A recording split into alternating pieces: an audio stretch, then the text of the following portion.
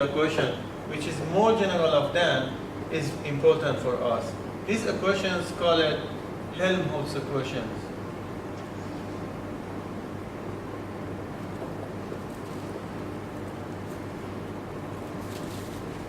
Helmholtz equation maybe is considered as the most general case, huh? Is the most general case you can have. If you forget about that, you have the Laplace equation. If you consider this part, you can have the Poisson equation. And if you consider full of this equation, this is a very general case.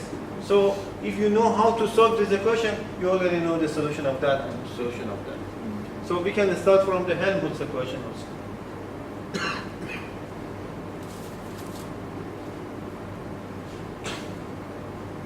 So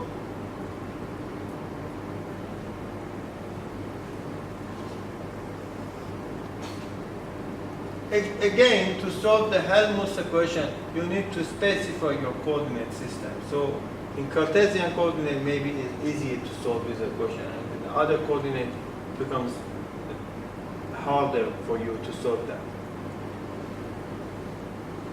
You know when the Helmholtz equation appear in mathematical physics? Huh? In different area. For example, in quantum mechanics, you have the Schrödinger equations.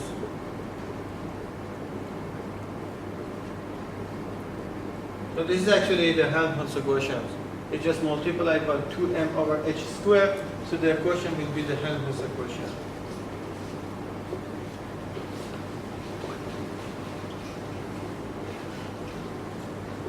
This is the Helmholtz equation. Also, electromagnetic wave propagations, huh? Electromagnetic waves. If you remember the equation for electromagnetics, you know that the electric field is a rotational field, and you can consider that in the vacuum, in free space, when there is no source, so divergence will be zero. So if you combine these two equations, you can have a type of the vector field equation for the E. So this is also this is actually the Laplace equations.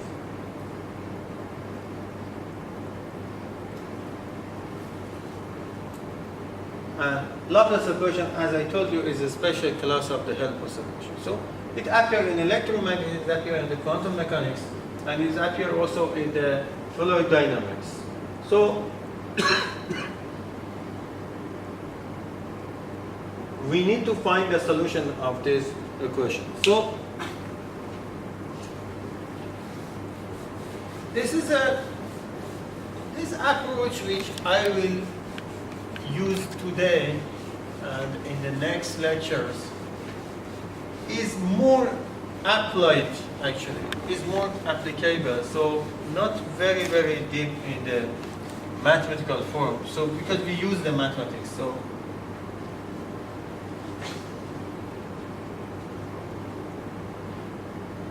maybe it's better because maybe it's better to remember some theorem from the vector calculus before they starting to solve these equations. Mainly, we will need to know the theorem called Gauss-Strugarsky theorem. Maybe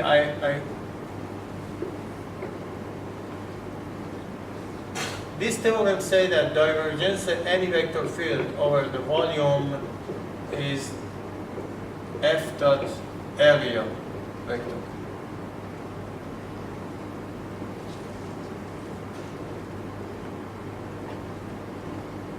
Do you know how you can calculate the divergence? I mean, what is the mean of the divergence?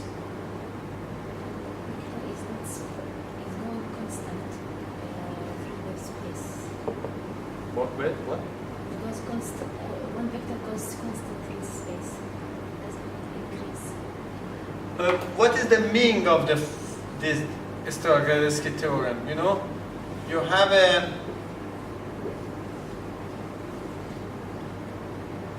fluid. Yeah, the fluid is coming This fluid is a vector field, like fluid, anything, like electric field, like the normal fluid of water.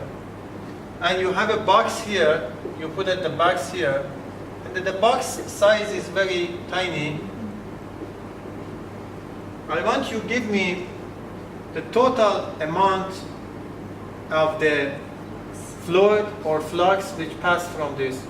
Did you remember this calculation, how we calculate the flux? Area, time. Yeah, we needed, for example, this is the point x minus x squared, and this is the point x plus x squared. X, I mean any, x. And this is the z0 plus delta z, delta x. And this point is z0 minus delta z squared, and same like here in the y. y0 minus delta z squared, y0 plus delta z squared, delta y squared. To find the flux, you needed to calculate this integral over the area, yes? First, we consider how many surface you need to consider. 6 surface you need to consider. First, I consider the flux which passed from this surface, front. And after that, from the back, and from the right, left, yeah, up and down.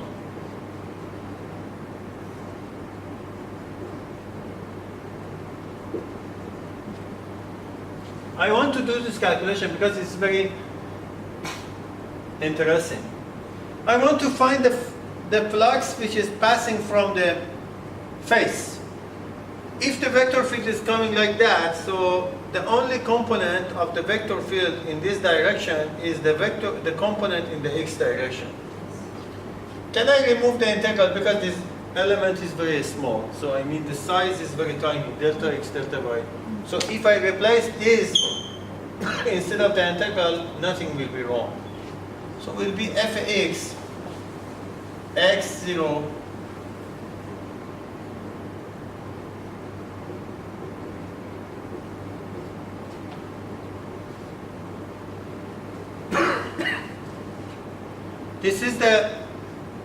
I need to find the net flux, yes? This is the part of the vector field is here, yeah? Is the vector field is here. Minus is enter and this is exit. So minus fx x0, or I don't know, it depends to what direction. I can consider the fluid which comes from the back. Let me to do that, is more interesting. The fluid is coming right here. Fx or y, it depends to how you think. So this is will be your front, And enter and exit. So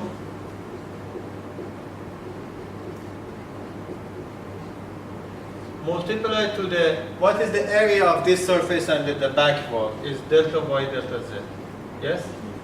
Plus, now I go to the side, right, and this. So the only component will be f of y, x0, y0 plus delta y squared, delta z minus f of y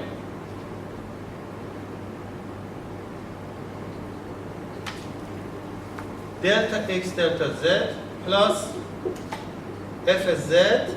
Now we are going to top and bottom. So minus f of z